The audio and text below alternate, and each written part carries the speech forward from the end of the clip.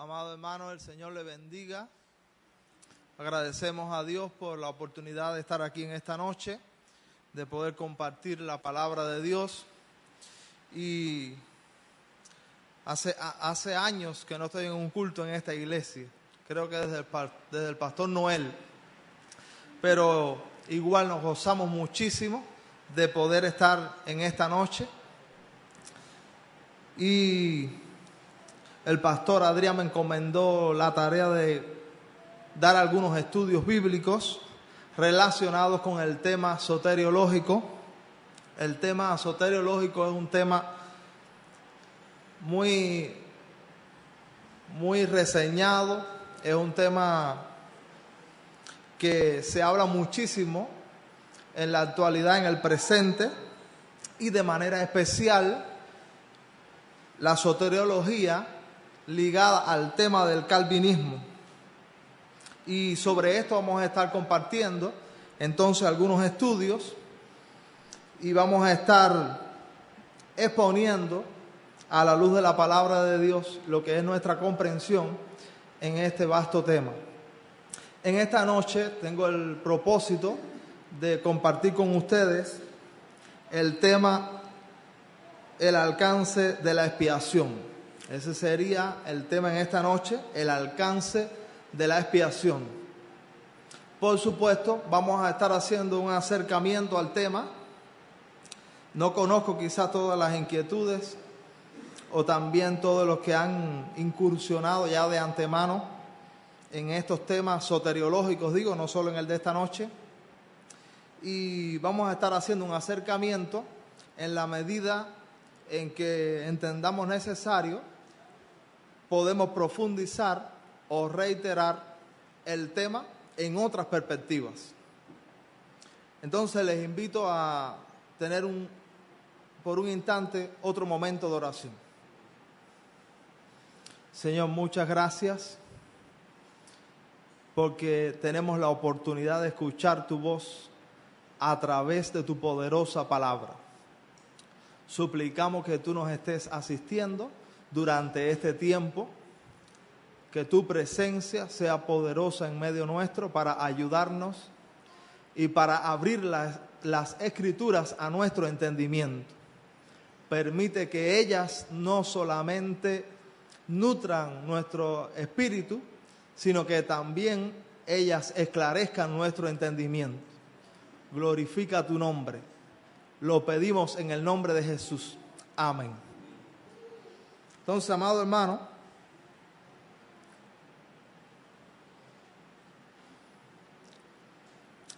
antes quise hacer una reseña histórica del tema.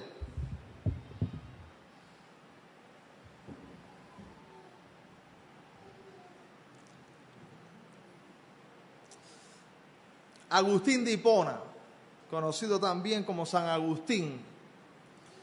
Agustín del tercer siglo, un teólogo de renombre, hoy citado muchísimo en la iglesia cristiana, fue uno de los primeros en tratar el tema soteriológico, ampliado hoy ampliado después por el calvinismo, pero el primero en exponer las temáticas en la manera que luego el calvinismo las trabajó fue Agustín de Hipona. Y relacionado con el tema de esta noche, el alcance de la expiación, Agustín enseñaba que los pasajes del Nuevo Testamento que mencionan a todos y a todos los hombres significan todas las edades, clases y condiciones de la humanidad, pero no todo individuo. Este es exactamente el postulado luego sistematizado por teólogos reformados y también en el presente.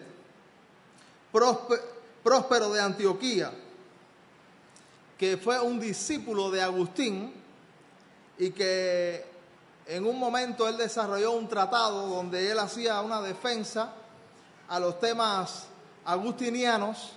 Al pasar el tiempo, él terminó desertando del punto de vista de que la expiación era limitada y expresando: no puede haber razón para dudar de que Jesucristo murió por los incrédulos y los pecadores, murió por todos los hombres sin excepción, también en el siglo III.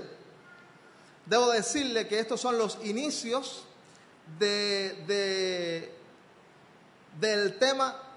Aparece por primera vez con Agustín. Los padres de la iglesia anterior no conocieron algo como lo que planteaba Agustín, ni hasta dónde llevó las conclusiones de Agustín al pasar el tiempo. Pedro Lombardo, mucho después, expresa también la muerte de Cristo suficiente para toda la humanidad, pero eficiente solo por los electos.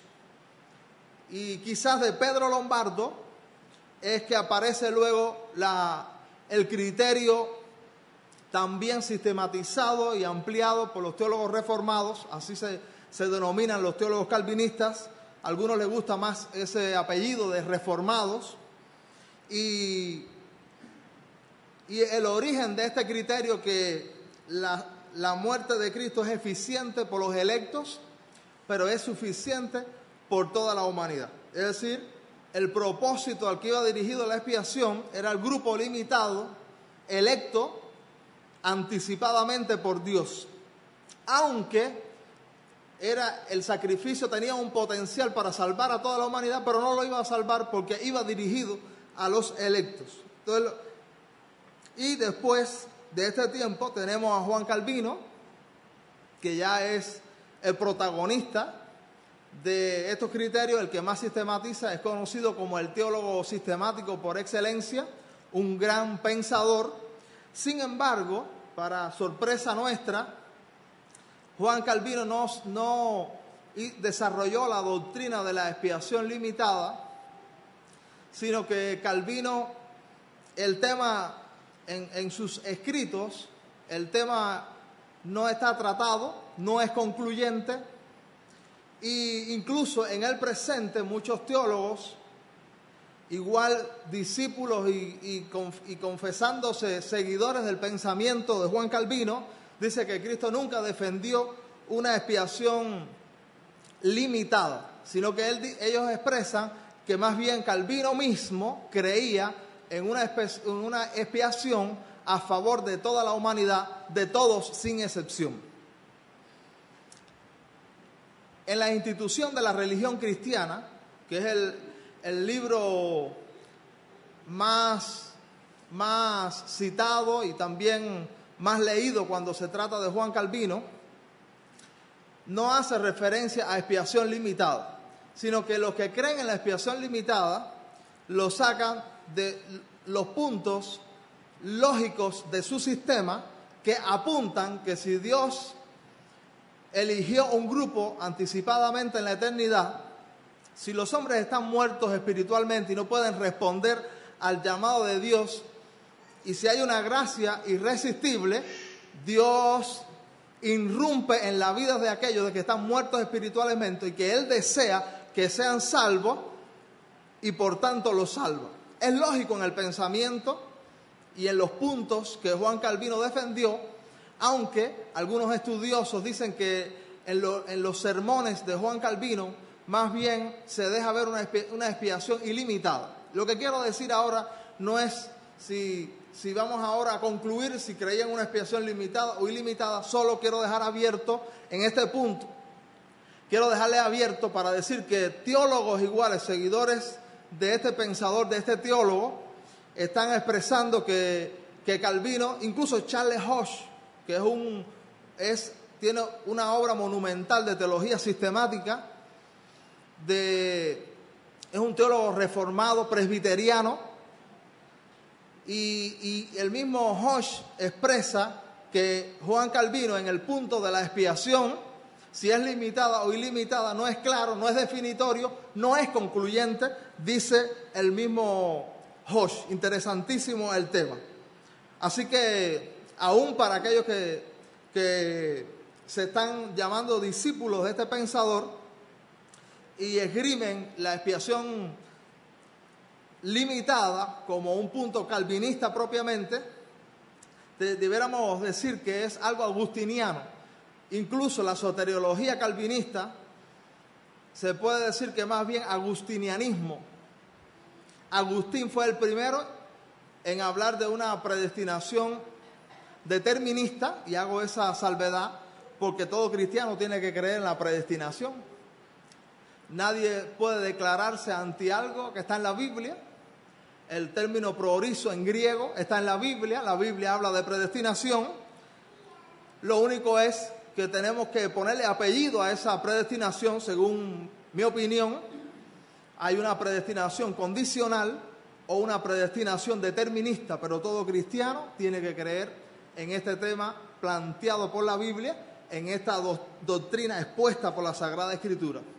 Luego, después del gran pensador Calvino, vino Teodoro Beza, un discípulo de Calvino, que sí fue muy explícito cuando expresó que la muerte de Cristo únicamente por los elegidos con el decreto eterno de la elección. Durante este tiempo, y precisamente Jacobo Arminio recibió clases de Teodoro Beza, y Jacobo Arminio, un holandés, fue el que protestó, y se llamó también los remonstrantes o la protesta con Jacobo Arminio, esgrimiendo Jacobo Arminio que la expiación de Cristo, el sacrificio de Cristo, no era a favor de un grupo selecto escogido, sino indiscriminadamente por toda la humanidad. Después tenemos el sínodo de Dort, que expresa la voluntad de Dios que la eficacia de la muerte de su Hijo se extendiera a todos los electos, concediéndoles el don de la fe justificadora. Y aquí, en este sínodo, también se atacó a los seguidores de Arminio fuertemente. Y es bueno saber que muchas de las controversias que se dieron, a veces, y voy a usar esa terminología, no se dieron por razones espirituales, no se dieron por intereses bíblicos, sino que muchas de las controversias y algunas que se dan en estos sínodos tienen más que ver con intereses políticos, que coyunturas políticas que se dieron en este momento, porque acuérdense que la iglesia de la Reforma no se zafó de ser iglesia estatal. Lutero incluso se mantuvo ligado al Estado, y esto trajo consigo que algunos de los temas que se debatían no se debatían o no se ganaban sobre la base de intereses espirituales, sino de coyunturas políticas, intereses políticos también que se dieron. Digo eso solamente sin entrar en detalles, pero a tener en cuenta cuando nosotros analizamos las coyunturas históricas que dieron lugar a los distintos sínodos y controversias. Ese sería un tema también de análisis. Después encontramos, en el pasar del tiempo, la confesión de fe de los teólogos bautistas. ¿Me pasé algo, verdad? No, perdón.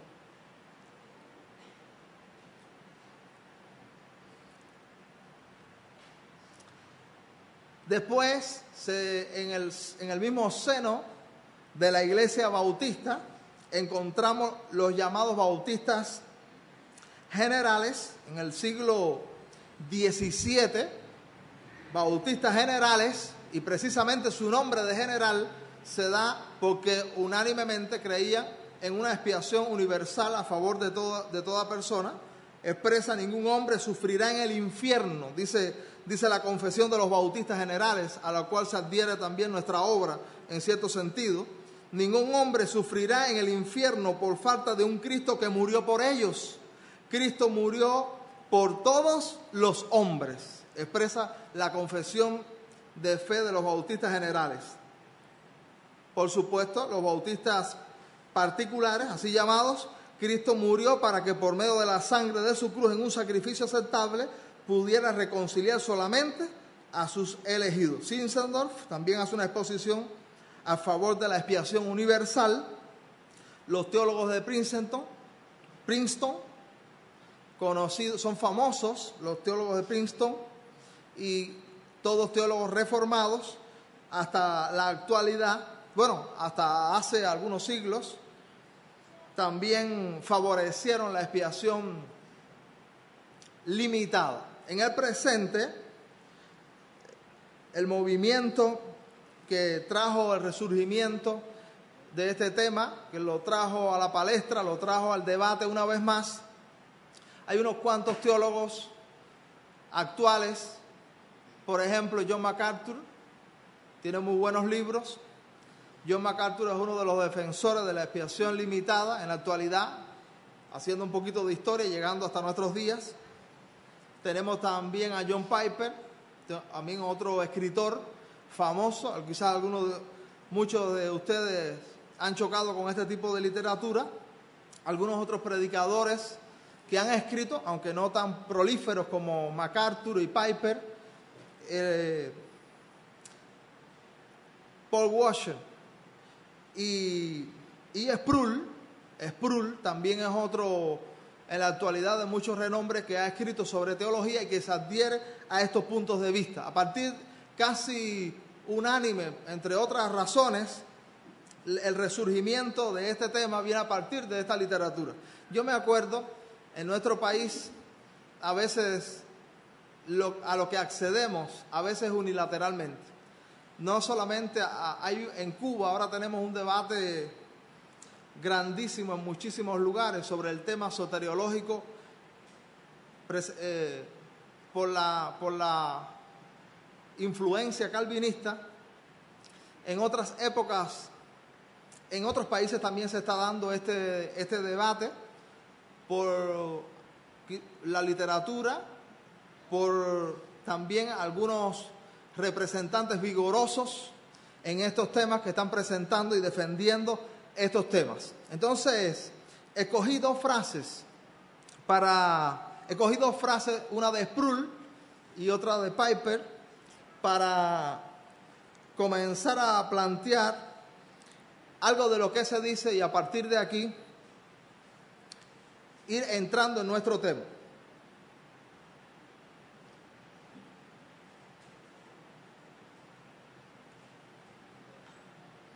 Sproul, también lector de los puritanos, son lectores y también hacen resucitar los pensamientos de los puritanos antiguos.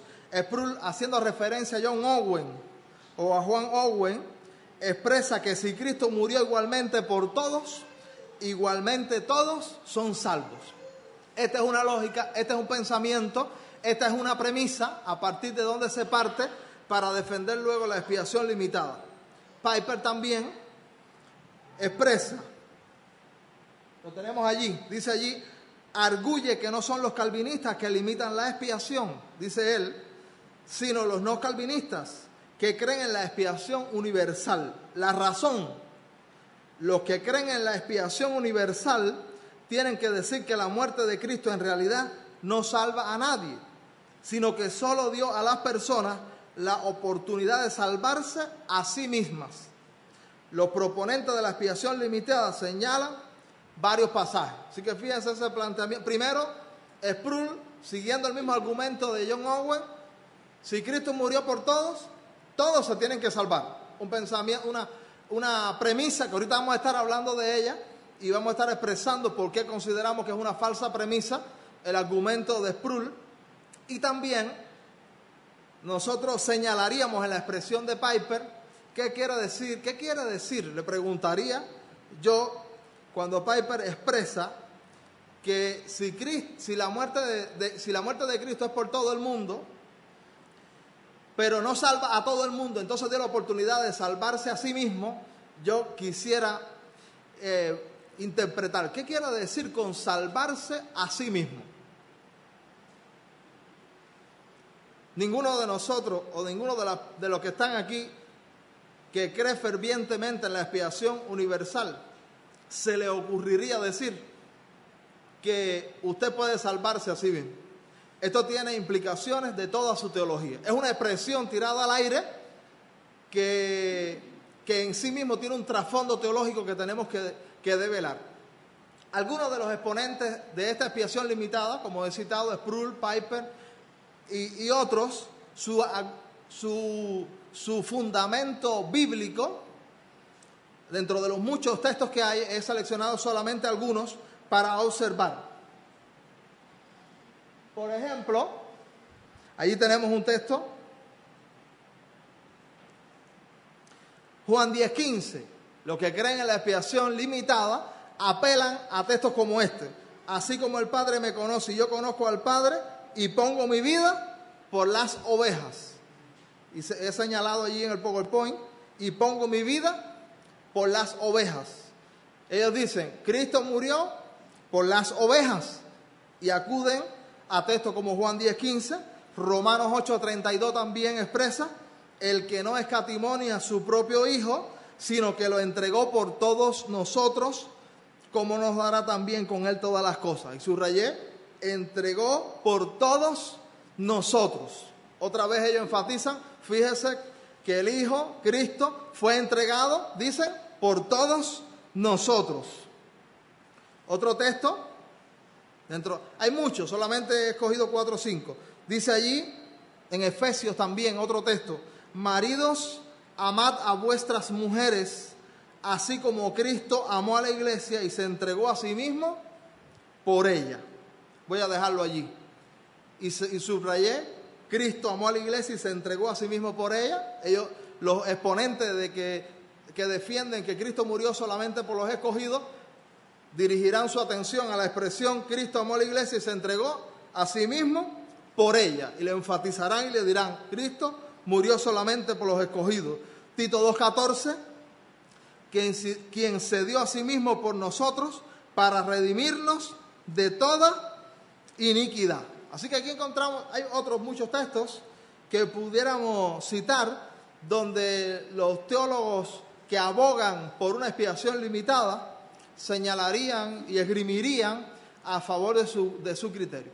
Ahora, amado hermano, debemos decir que de entrada, estos textos bíblicos citados, como lo he visto incluso en algunos libros de estos defensores,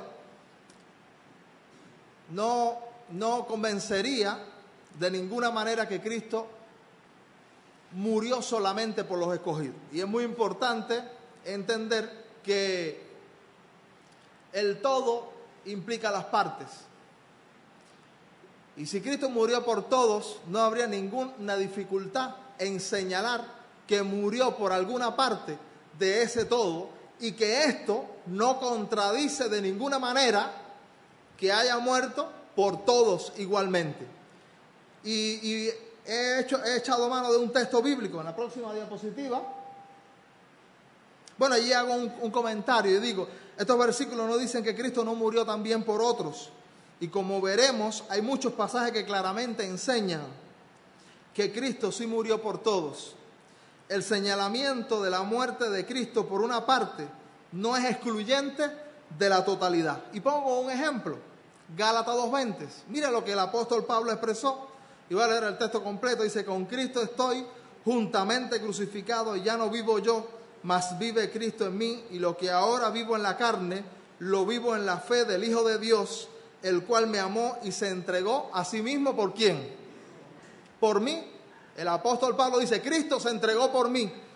Bueno, si nosotros concluiríamos que porque Cristo murió por las ovejas, no murió por la humanidad, o si concluiríamos igual que si Cristo no murió por la iglesia, no murió por la humanidad, entonces también podríamos concluir que si Cristo murió por Pablo, entonces no murió por toda la humanidad.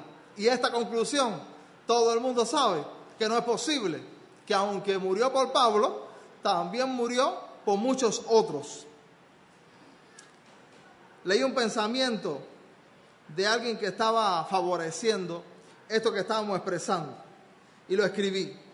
Dice el pensador, si no hubiera tantos todos y tantos ningunos, yo creyera en algunos. Como hay tantos todos y tantos ningunos, yo no creo en algunos, expresó alguien. La base de la expiación, amado hermano, ¿cuál es la base de la expiación que defendemos y que defiende todo cristiano unánimemente? 5 aspectos sobre los que se basa la expiación de Cristo. El primero es Dios es soberano. Dios es soberano. Nadie dudaría nunca. Nadie que respeta la Biblia, cree en el Dios santo de la Biblia, se le ocurriría expresar que Dios no es soberano. Todo cristiano cree en la soberanía de Dios. Y una de las razones sobre la que descansa la expiación es que Dios es soberano. Dios también es santo. Y el hombre es pecador. Estos tres aspectos hablan de la necesidad de la expiación. Por cuanto Dios es soberano y es santo y el hombre es pecador. La santidad de Dios exige que el pecado no sea quedado impune. Es necesario que las consecuencias y el juicio por el pecado llegue. Hay necesidad de expiación porque Dios es santo. Y hay necesidad de expiación porque el hombre es pecador. Si no tuviera un problema el hombre, no habría necesidad de una expiación.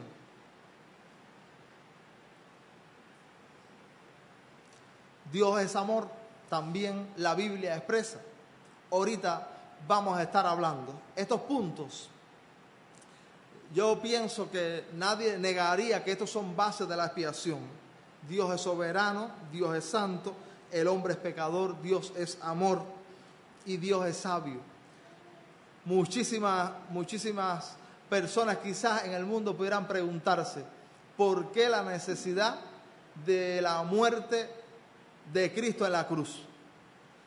Dios es sabio y escogió el mejor método.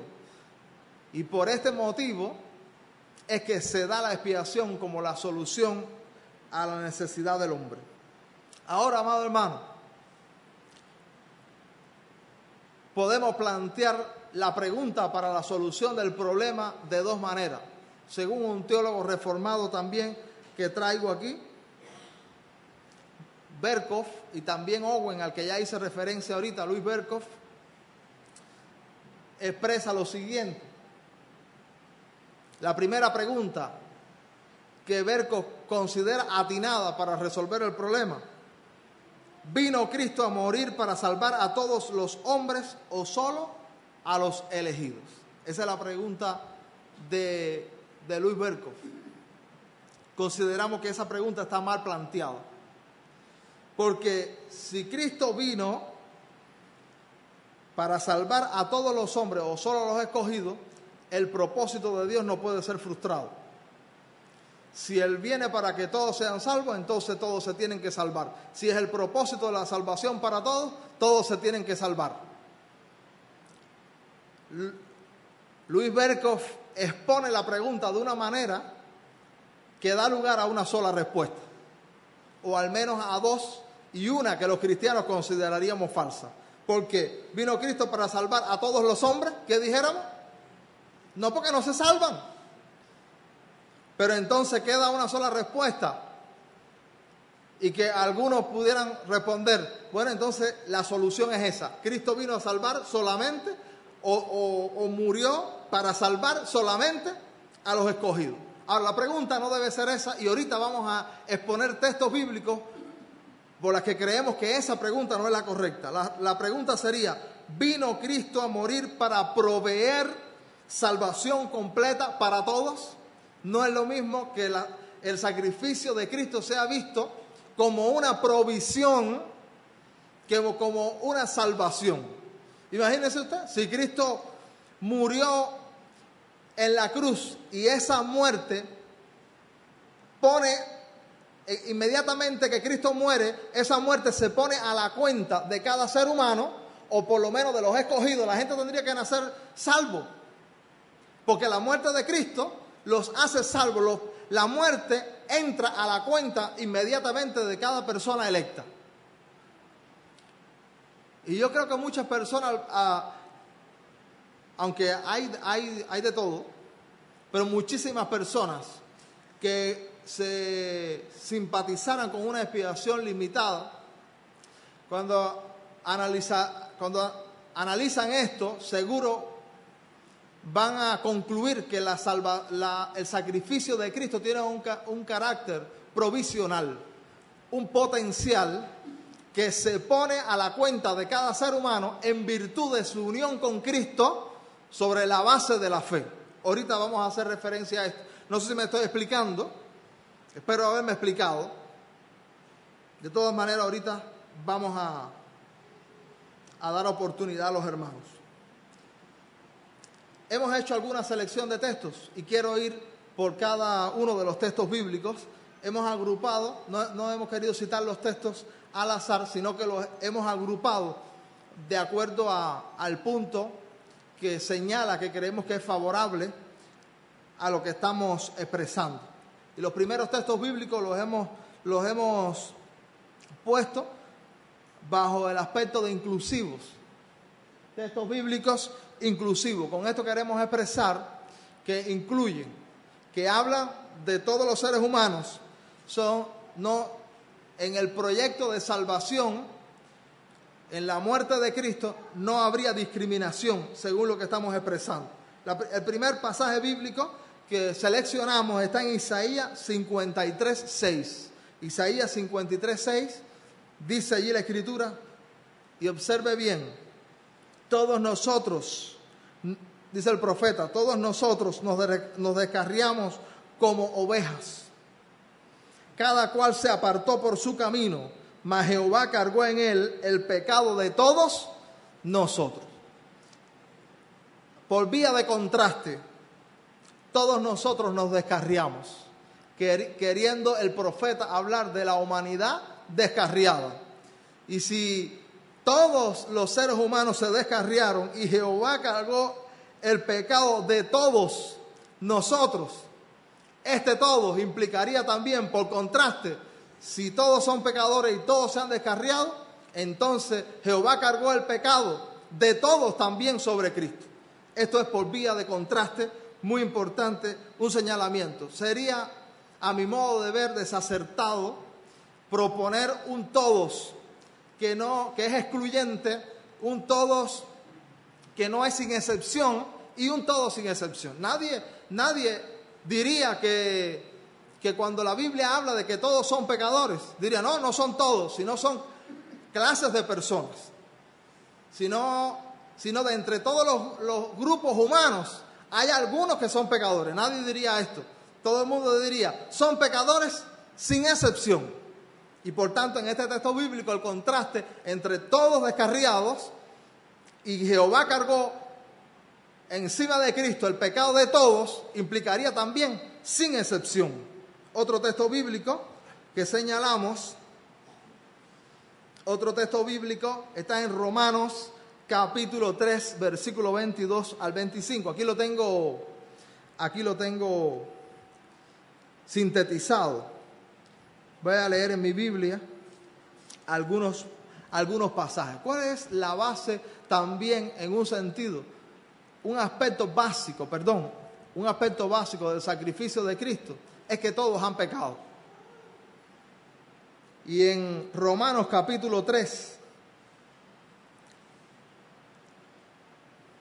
el versículo 9 en adelante dice, ¿qué pues somos nosotros mejores que ellos? En ninguna manera. Pues ya hemos acusado a judíos y a gentiles que todos están bajo pecado. Pero todos no es porque un planteamiento que ahorita vamos a ver y que señalé cuando hablé de la parte histórica, es que algunos dicen, es todos sin excepción, es todos sin distinción, pero no sin excepción. Este es otro planteamiento que aparentemente tiene atractivo. Es todo sin distinción, porque sin distinción quiere decir, hay algunos chinos, hay algunos cubanos, hay algunos americanos, pero no sin excepción, porque hay otros cubanos, otros chinos y otros americanos que no entran. Es sin distinción, pero no sin excepción, dicen ellos. Ahora, amado hermano, a nadie se le ocurriría en este texto bíblico, aunque hace el señalamiento de judíos y gentiles, decir que es un poquito de judíos y un poquito de gentiles. Dice la Biblia, versículo 10, como está escrito, no hay justo ni aún uno, no hay quien entienda, no hay quien busque a Dios, todos se desviaron, a una se hicieron inútiles. ¿Qué indicaría todo, amado hermano? Sin límite, sin excepción, no habría duda que toda persona aterrizaría y diría, aquí todo, no cabe otra posibilidad que hablarlo como universal. La Biblia dice en el versículo 19, pero sabemos que todo lo que la ley dice, lo dice a los que están bajo la ley, para que toda boca se cierre y todo el mundo quede bajo el juicio de Dios. Y el capítulo 2 ha hablado de la ley de la conciencia y de la ley de Moisés.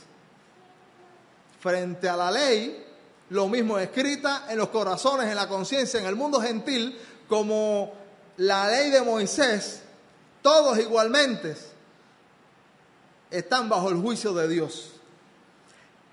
Y el hecho de que todos están bajo este juicio es que Cristo viene a hacer una expiación por todos los que están en esta situación. Más adelante la Biblia lo afirma, dice el versículo 22, dice la justicia de Dios por medio de la fe en Jesucristo. Dice, para todos los que creen en Él, porque no hay diferencia, por cuanto todos pecaron y están destituidos de la gloria de Dios. La base de la expiación de Cristo es que todos también, repito, un aspecto fundamental, todos han pecado. Y por cuanto todos están en esa necesidad, viene la expiación a todos. En este texto bíblico se señala elocuentemente. Otro texto que hemos seleccionado. Bueno, allí hay algunos y yo después voy a dar el PowerPoint a todo el que lo quiera. Dije que tuve que, para lograr, estos han sido días muy difíciles en lo personal y no pude lograr que el PowerPoint que hemos preparado tuviera toda la cita bibliográfica y todo el orden. Lo entiendo yo, pero mucha gente no va a entenderlo cuando lo coja. Pero en los próximos días voy a hacer los arreglos, voy a poner la bibliografía y estará a disposición de todo el que lo quiera para que consulte otros textos que pusimos y notas que hay debajo de cada diapositiva, que también pueden ustedes ver y que por cuestión de tiempo quizás no podamos hablarlo todo. Bueno, Primera de Juan, capítulo 2, versículo 2. Dice allí, y Él es la propiciación por nuestros pecados, y no solamente por los nuestros, sino también por los de todo el mundo. Muy importante. Estos textos bíblicos, amados hermanos, sin una teología de fondo, sin una teología que teledirija la comprensión que de ellos vamos a tener, todo el que lo lea va a concluir que los que creen son los que son salvos ahora y todos los demás son los que no son salvos, que no se sabe si van a ser salvos. Así que propiciación por nuestros pecados, dice, sino también por los de todo el mundo. Ahora, frente a esta complejidad, los que quieren abogar por una expiación limitada no se pueden poner de acuerdo, porque a mi juicio habría, amado hermano, que jugar, habría que manipular, habría que dirigir el texto a los intereses que alguien tiene, por una teología de fondo. La única manera de interpretar ese texto bíblico de otra manera es tener todo un bagaje, todo un fundamento, una premisa que no se corresponde con la claridad del texto.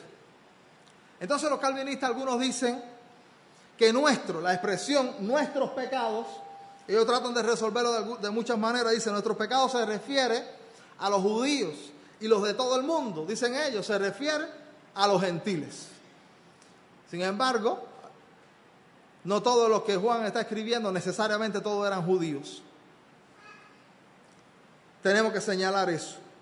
Otra posición para resolver el peso de este versículo a favor de una expiación ilimitada sería decir que nuestros pecados tienen que ver con salvación presente. Y los pecados de todos, y dice después, por los de todo el mundo, sería salvación futura. Pero otra vez tendríamos que replicar. Dice el texto bíblico llanamente, y Él es la propiciación por nuestros pecados, y no solamente por los nuestros, sino por los de todo el mundo. Y el todo el mundo no se dice en el texto que sean necesariamente personas que van a ser salvas. Si nos ajustamos al texto, el texto dice que hay salvación para algunos que están ahora mismo en ella y para otros que no se salven si estarán en el futuro. todo el mundo. En esta coyuntura, también algunas personas apelan a la terminología todo. Y se ha dicho que todo no es sin excepción. En la Biblia la palabra todo no se usa siempre para hablar de lo global, de lo universal. Eso es verdad. Ahora, concluir que todos siempre no implica todos, sin excepción, universalidad, es falso también. En la Biblia la palabra todos puede usarse en algunos momentos, y no vamos a tener tiempo para ver algunos de esos textos. Si mal no recuerdo, en Romanos capítulo 5 hay un todo, si no me equivoco ahora, que presenta la palabra todo limitadamente.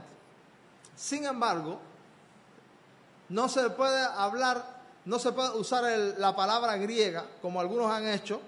La palabra griega es holoi en griego, todo el mundo, holoi, el mundo, holoi, cosmos también, que es la palabra mundo. Y si nosotros nos fijáramos en el mismo contexto de la epístola del apóstol Juan, nos diéramos cuenta que hay un momento donde él usa casi la misma estructura gramatical en el griego, donde nadie negaría que todos habla de universalidad.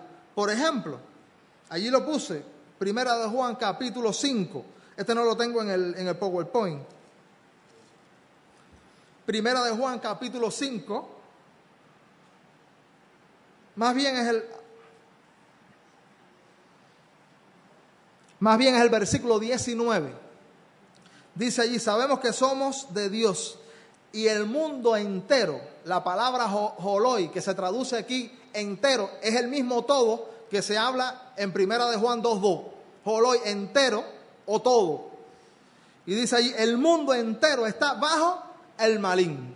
Ahora, la misma palabra griega, en la misma epístola, el mismo autor, aplicándola en un sentido universalista. No había razón para nosotros ahora hacer un cuestionamiento a Primera de Juan capítulo 5 versículo 19. Creo incluso que ningún calvinista haría ese cuestionamiento al versículo 19. El mundo, sin excepción, está bajo el maligno. Vamos a ver otro texto de la Biblia. Primera Timoteo capítulo 4 versículo 10. Puse solamente en la diapositiva la parte B.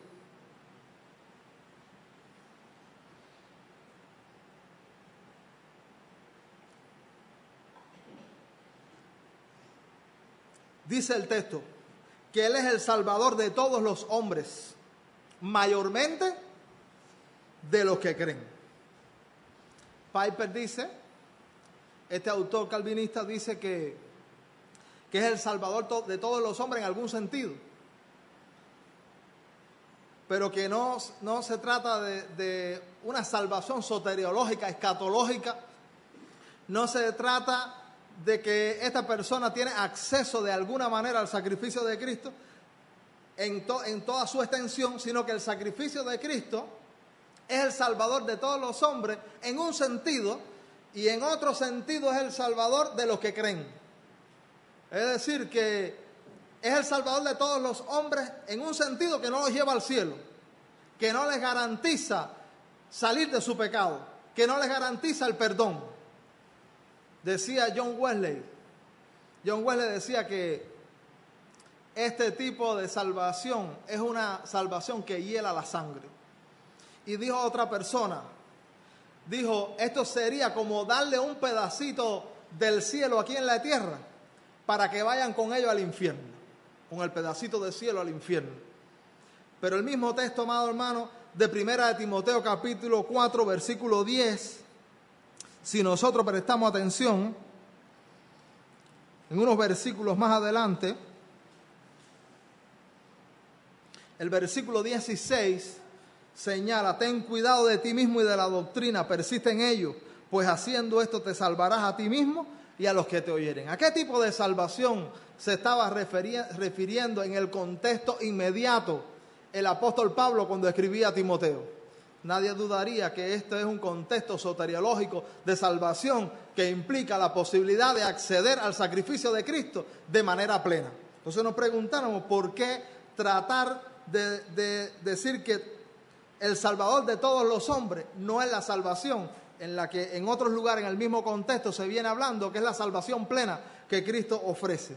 Por supuesto, Él tiene que señalar que es mayormente de los que creen, porque solo se hace efectiva en aquellos que creen. Como la Biblia habla reiteradamente, elocuentemente, y que en otro momento vamos a hablar de este tema y por qué lo estamos defendiendo de esta manera. Hoy solamente lo que queremos ver es el alcance de esa expiación a la que estamos haciendo referencia.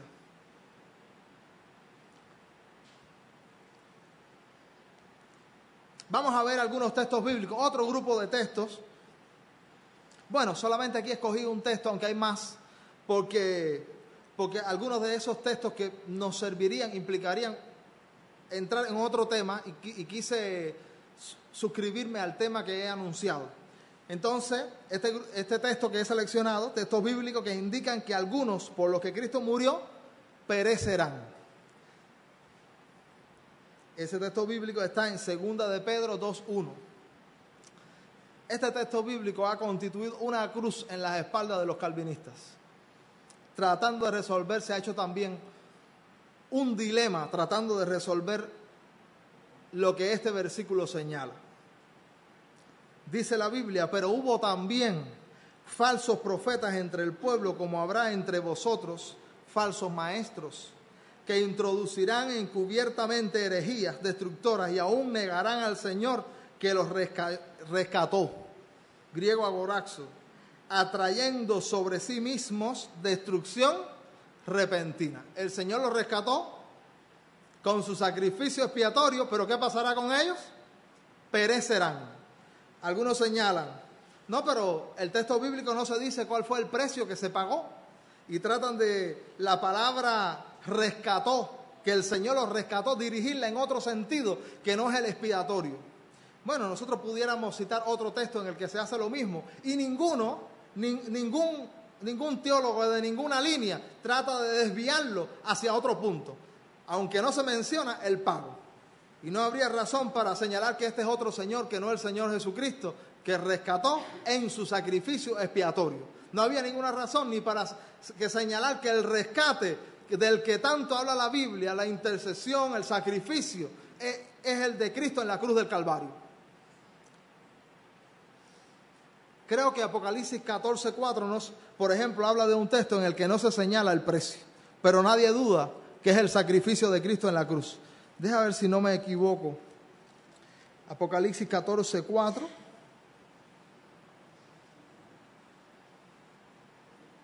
Muy bien. Mire cómo dice este texto.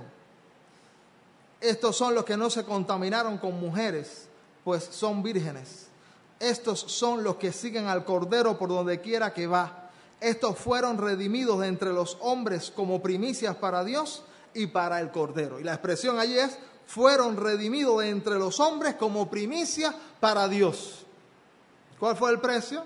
¿Se habla del sacrificio de Cristo? No se habla, pero todo el mundo unánimemente dice: esa remisión, ese rescate en la que se han llevado esos hombres como primicias para Dios tiene que ver con el sacrificio de Cristo. Y entonces, ¿por qué no entender 2 de Pedro en el mismo sentido cuando esta es la fuerza del Nuevo Testamento?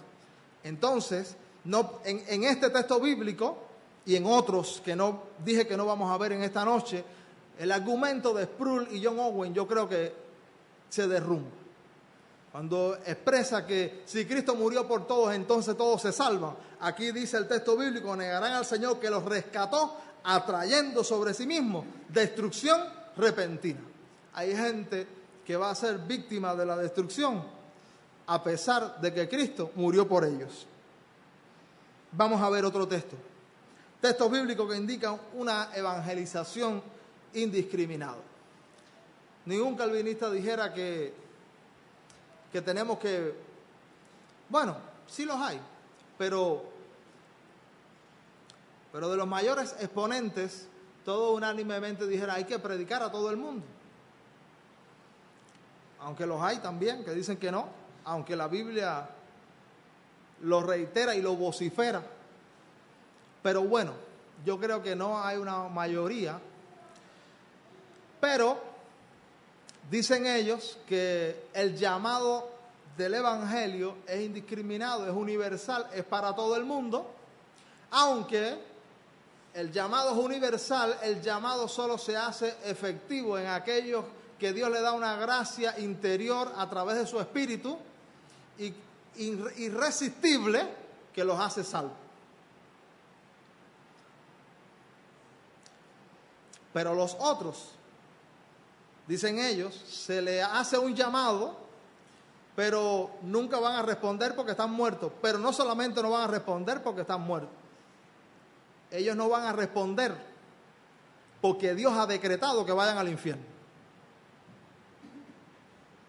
Ahora, hermano, a veces se juega con las palabras, se juega con los argumentos, expresando cosas sin sentido. He leído cosas, yo pudiera decirlas de otra manera, igual sin sentido. He hecho el ejercicio de leer cosas sin sentido, sin lógica, y que se plantean como grandes verdades. ¿Cómo es posible hacer un llamado general sabiendo que ese llamado no se hará nunca efectivo porque no pueden, pero además porque yo no quiero que ellos respondan a ese llamado? Yo pienso, amado hermano, que esto sería una burla. Si a alguien aquí se le ocurriera decirle a un calvo, peínate, sabiendo que no puede peinarse porque no tiene pelo. Si alguien dijera, mire qué cuadro más lindo, sabiendo que es un ciego. Si alguien dijera, un cojo camina bien, sabiendo que nunca podrá caminar bien. ¿Tiene sentido eso, amado hermano? ¿Tiene sentido llevar a cabo una evangelización indiscriminada, sabiendo que no pueden porque están muertos, dicen ellos, pero además porque Dios no quiere, porque Dios no ha elegido que ellos vayan al cielo? ¿Tendría sentido tal evangelización? También esto habla de la honestidad del ministro. Usted puede hacer un llamado, decirle que se entreguen, decirle que Cristo murió por ellos, honestamente. ¿No pudiera hacer honestamente esto? Algunas personas he estado escuchando también este debate que también a veces lo he tenido en lo personal, con hermanos buenos que quiero y admiro. Y algunos de ellos dicen, hay que eliminar la frase que Cristo murió por todo el mundo. Porque esto no es una verdad bíblica, dicen ellos. Leímos varios textos que dice aquí, varios textos, y otros sin número que hay, donde dice la Biblia, textualmente, Cristo murió por todo el mundo. Hizo un sacrificio expiatorio por todo el mundo, hizo una propiciación por todo el mundo. Lo dice así textualmente la Biblia. Ahora dicen ellos, pero eso no se puede decir. Y yo digo, si no se puede citar la Biblia sin anexos, sin comentarios, sin agregados, yo creo que lo que se está enseñando es sospechoso. La Biblia habla por sí sola. Y si yo no puedo citar la Biblia textualmente, sin una explicación y sin un anexo, yo estoy creyendo algo que es sospechoso. Si la Biblia dice que murió por todo el mundo, ¿por qué yo no puedo repetir esa frase tal y como está en la Biblia? ¿Por qué? ¿Por qué no puedo dejar que la Biblia hable por sí sola? ¿Por qué tengo yo que manipularla o llevarla a mi antojo? Vamos a ver algunos textos de la Biblia. Dice la Biblia, segunda de Pedro 3:9, el Señor no retarda su promesa, según algunos la tienen por tardanza, sino que es paciente para con nosotros, no queriendo que ninguno perezca, sino que todos procedan al arrepentimiento.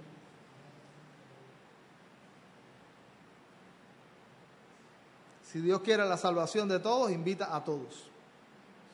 No voy a añadir explicación a este versículo. Mateo 24:16 dice,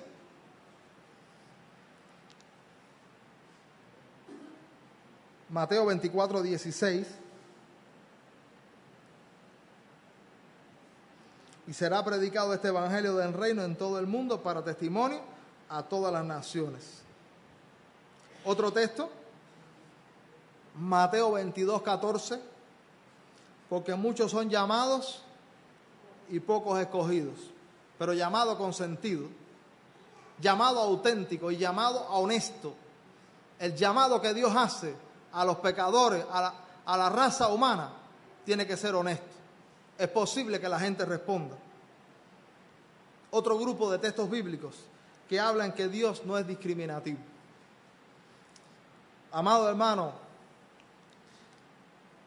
el texto que resume el Evangelio, el texto que es citado por los cristianos desde la antigüedad, diciendo, aquí se sintetiza el Evangelio. Dice, porque de tal manera amó Dios al mundo, para que todo aquel que en Él cree no se pierda, sino que tenga vida eterna. Hay un libro también famoso de los exponentes, de uno de los exponentes más fuertes del calvinismo, que se llama Loraine Boerner.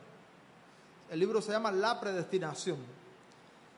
Quería añadir la página para el que quisiera consultarlo, aunque ese será un tema posterior. He dejado muchos huecos, solamente estoy enfocando en una sola línea para después hablar de otros puntos que estoy señalando. Pero Loraine Boerner dice que el ser humano no cree para ser salvo, sino que cree porque ya ha sido salvo. ¿Dice eso Juan 3:16? ¿Dejamos que la Biblia hable o hablamos nosotros?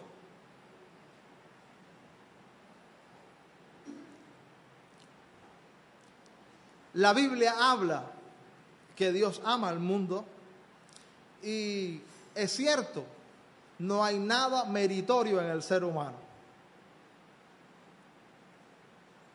Y tampoco hay nada que impide el amor de Dios indiscriminadamente. Aunque de eso hablaremos luego, hablando de la voluntad secreta y la voluntad revelada que luego expresaremos. Deuteronomio 10:17 dice, porque Jehová vuestro Dios es Dios de dioses y Señor de señores, Dios grande, poderoso y temible. Dice el final, que no hace acepción de personas. Solamente estoy citando textos. Romanos 2:11, porque no hay acepción de personas para con Dios.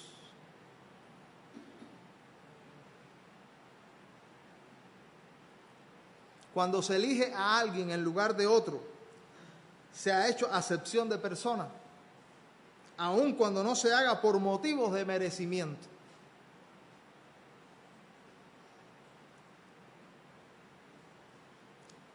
Sigue diciendo textos bíblicos que hablan del amor de Dios.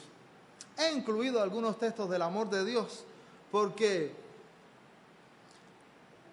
he elegido algunos textos que de alguna manera señalan los atributos divinos, porque a veces se alude a Dios como el soberano, cosa que dije que en la primera parte, que ningún cristiano duda de su soberanía.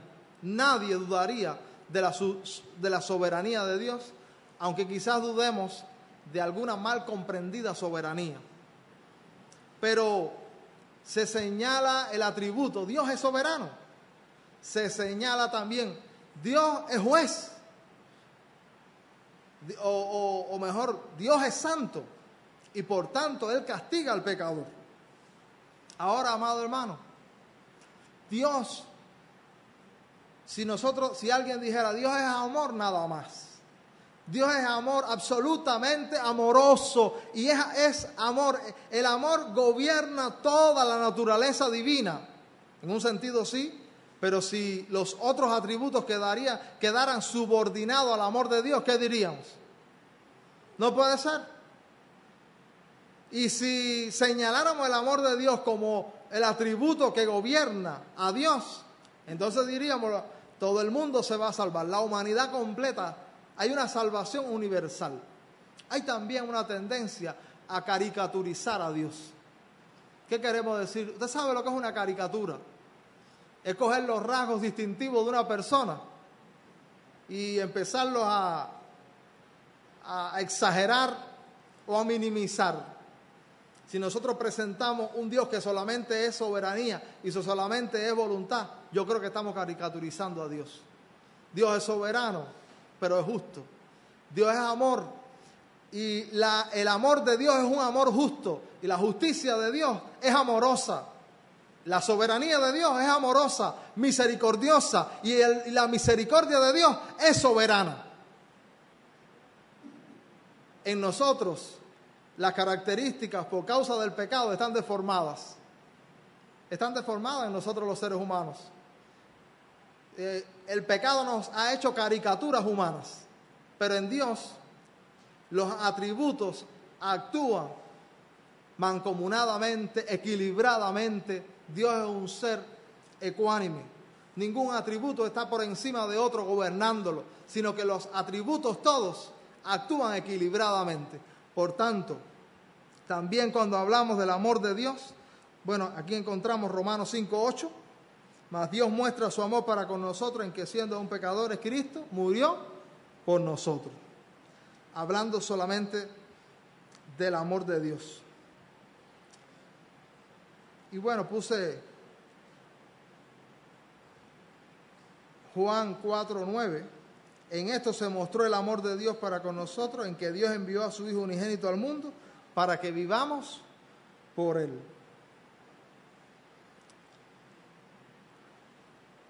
De esto pudiéramos hablar muchas cosas. Un calvinista, algunas veces la respuesta es la siguiente: el amor de Dios es algo diferente a lo que nosotros entendemos por amor, dicen algunos de ellos.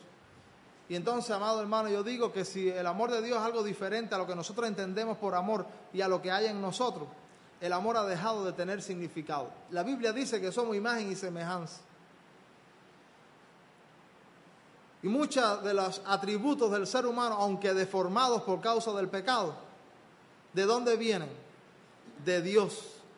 Los atributos que usted y yo tenemos como seres humanos vienen de Dios. Y por tanto, si la Biblia habla de amor, yo puedo entender a partir de lo que Él ha puesto en mí, el amor de Dios. Si no hay ninguna correspondencia, el amor de Dios es algo abstracto, ha dejado de tener significado para ti y para mí. Iba a señalar otro punto. Algunos calvinistas también dicen que Dios tiene que manifestar todos sus atributos. Y dice que uno de ellos es la justicia. Por tanto, no puede amar a todo el mundo. No puede amar a todo el mundo porque Dios tiene la obligación, dicen algunos, para tratando de resolver este problema, dice, Dios tiene que manifestar todos sus atributos y tiene que manifestar su justicia mandando pecadores al infierno. Otra vez algo, hermano, que en lo personal le confieso, para mí no tiene sentido, porque la justicia de Dios fue mostrada en la cruz sacrificando a su unigénito Hijo. Allí se mostró el atributo de la justicia. ¿Por qué tiene que reiterarse esa justicia mandando gente al infierno cuando en el Calvario la justicia de Dios se mostró elocuentemente?